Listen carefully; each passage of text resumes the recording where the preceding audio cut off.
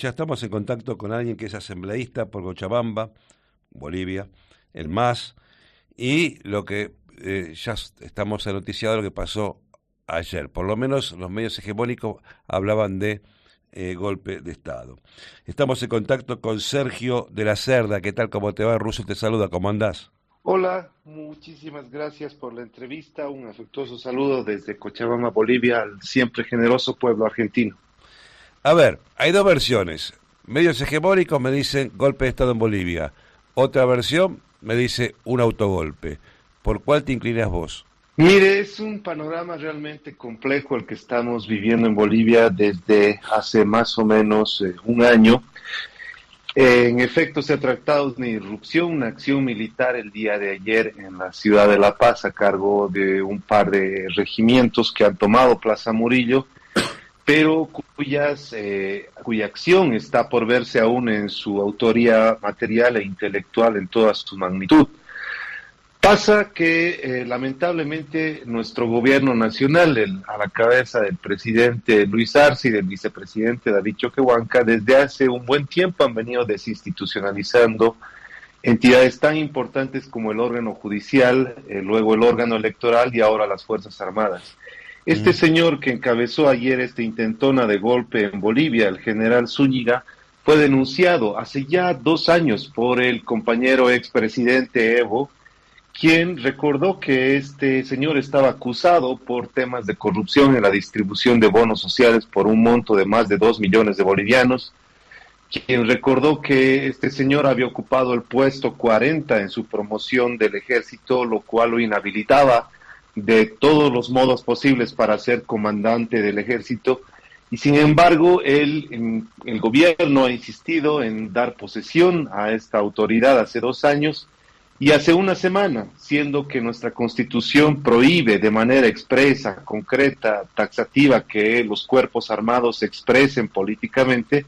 Desde hace una semana este señor Zúñiga se la pasaba en medios de comunicación emitiendo criterios políticos, varios de ellos adversos contra el expresidente Evo, incluso lo amenazaba públicamente con una probable detención, lo cual es absolutamente inconstitucional y se constituye un delito de sedición según nuestro ordenamiento jurídico. Mm. Por supuesto, hemos como movimiento político elevado nuestra crítica al respecto, nuestro pedido de que alguien desautorice a este general en sus declaraciones, pero no ha habido comandante de Estado Mayor, no ha habido comandante general de las Fuerzas Armadas, no ha habido ministro de Defensa y no ha habido la participación del propio presidente Luis Arce para desautorizar a este mal militar que estaba haciendo declaraciones políticas. Entonces, estas son las consecuencias de esta acción de desinstitucionalización que lamentablemente practica el gobierno de Luis Arce en función de un objetivo mayor y oscuro que es la proscripción del movimiento al socialismo, instrumento por la soberanía de los pueblos,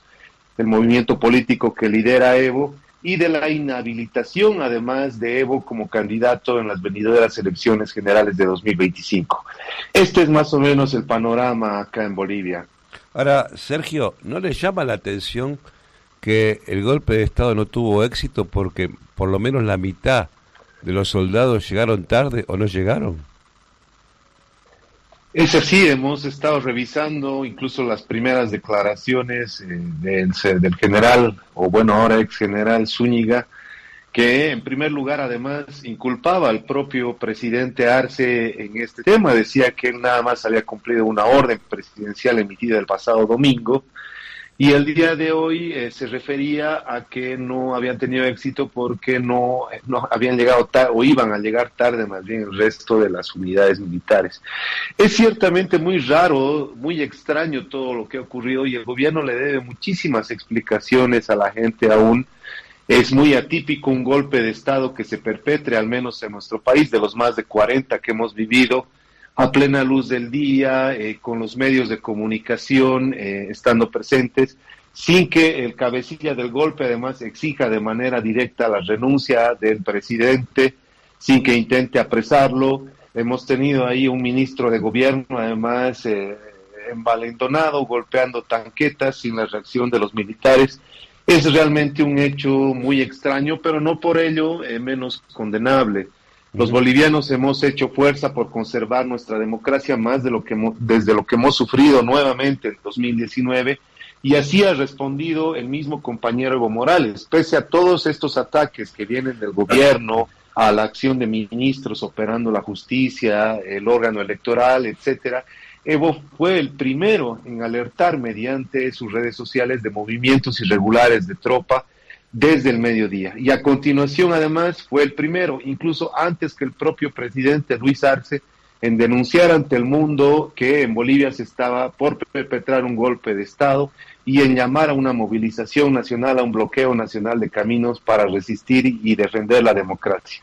Esto muestra el cariz, la característica ampliamente democrática, de nuevo, del compañero expresidente Morales, y los descarta de cualquier tipo de vinculación con esta acción armada que ha intentado afectar nuevamente nuestra democracia. Luis Arce se reunió el día 6 de junio con Vladimir Putin.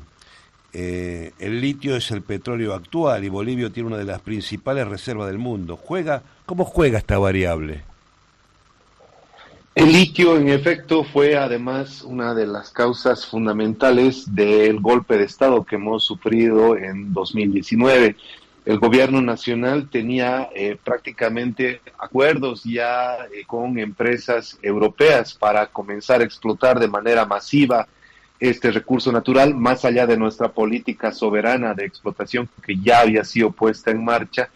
Y pues ahí es donde se ven los intereses, particularmente de la región de Potosí, de su comité cívico, liderado por también, que está hasta el día de hoy pagando sus penas por el alzamiento, por el golpe de Estado de 2019, el señor Marco Antonio Pumari, y lo es hasta el día de hoy también, es un recurso estratégico. Recordemos las palabras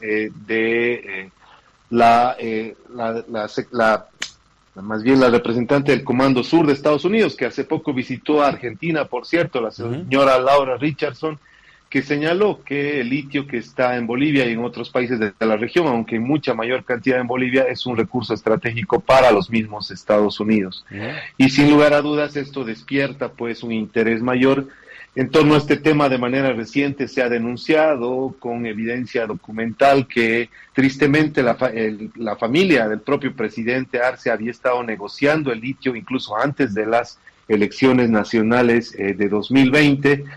Se han denunciado además que el gobierno nacional ha firmado contratos con empresas rusas, con empresas chinas que son desconocidos para el pueblo boliviano, que quedan en absoluto secreto, a los que ni siquiera puede acceder la Asamblea Legislativa Plurinacional, pese a que esto está establecido por Constitución. Y pues sospechamos que el presidente Luis Arce ha viajado a Rusia para negociar nuevamente nuestro recurso natural. Esperemos que no sea así, aunque existe una falta de transparencia total en el manejo de este recurso natural que tenemos en Bolivia y que ha sido nacionalizado para la explotación por los bolivianos y para beneficio de los bolivianos, justamente por el expresidente Evo. ¿Bolivia tiene nacionalizado el litio? Es así, fue una de las medidas que tomó el presidente Morales.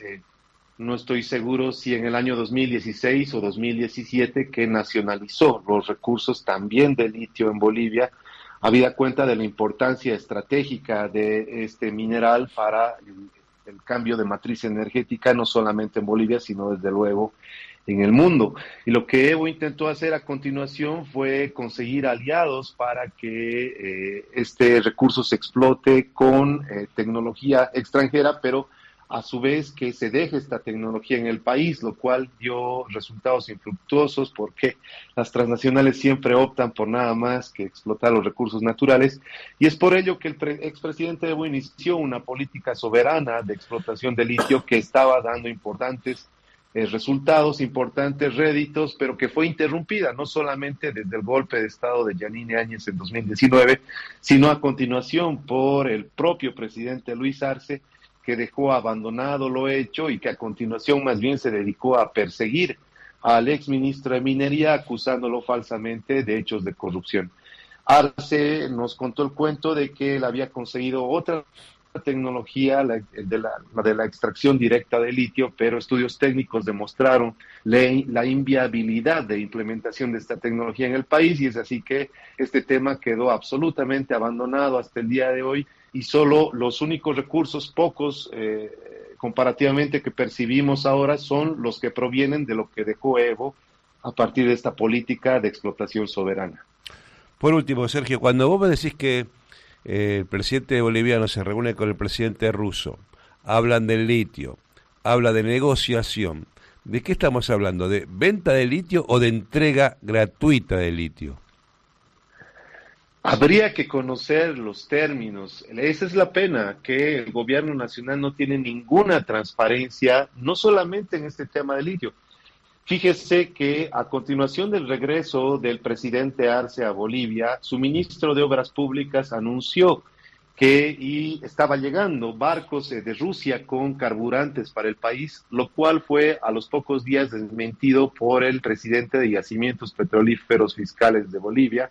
Es decir, hay una incoherencia absoluta en la acción del Ejecutivo, y esto deriva pues no solamente en la inacción respecto a la explotación de litio o a convenios oscuros, sino en una severa crisis de carburantes que estamos viviendo actualmente en el país. Hay una escasez de combustibles para que se movilice el transporte público, el transporte particular.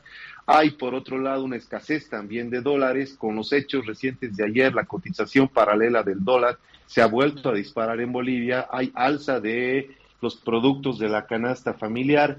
Y sobre todo hay una traición, no solamente al liderazgo de Evo por parte del presidente Arce, sino a nuestro modelo económico que había dado tan buenos resultados a lo largo de casi 14 años. La inversión pública que efectúa el presidente Luis Arce no llega ni siquiera a la mitad de lo que se invertía en caminos, en carreteras, en escuelas durante la presidencia del compañero Evo, y la ejecución, además de ese dinero, que ya es poco, es muy baja por la incapacidad del gobierno. Estamos sumidos entonces en una crisis lamentablemente múltiple en Bolivia, una crisis económica y también una crisis institucional y democrática a partir de este manoseo que hace el gobierno de el órgano judicial y del organismo electoral también. En tus últimas declaraciones yo creo que estabas hablando de Argentina y no de Bolivia.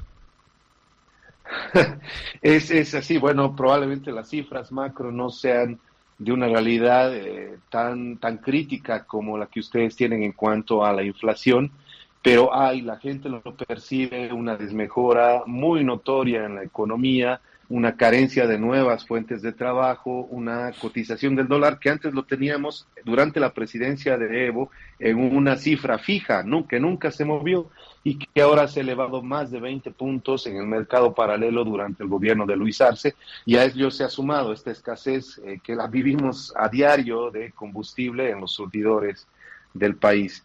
Es realmente triste lo que está sucediendo y no es a lo que estábamos acostumbrados, porque otra vez durante la gestión del compañero Evo no solamente eran buenas las cifras macroeconómicas, Bolivia encabezó el crecimiento económico de la región durante casi 6 años, sino que esto se veía repercutido en el bolsillo de los ciudadanos que tenían disponible más dinero para el consumo, para la educación, para la salud, para todas sus necesidades.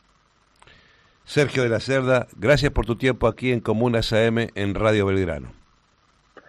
Muchísimas gracias a ustedes y un afectuoso saludo siempre al pueblo argentino, que ha sabido además apoyarnos con toda generosidad durante el golpe de Estado que hemos vivido, y que ojalá no volvamos a sufrir otro episodio similar en Bolivia. Ojalá no volvamos a requerir su ayuda. Muchísimas gracias por la invitación y esta otra oportunidad.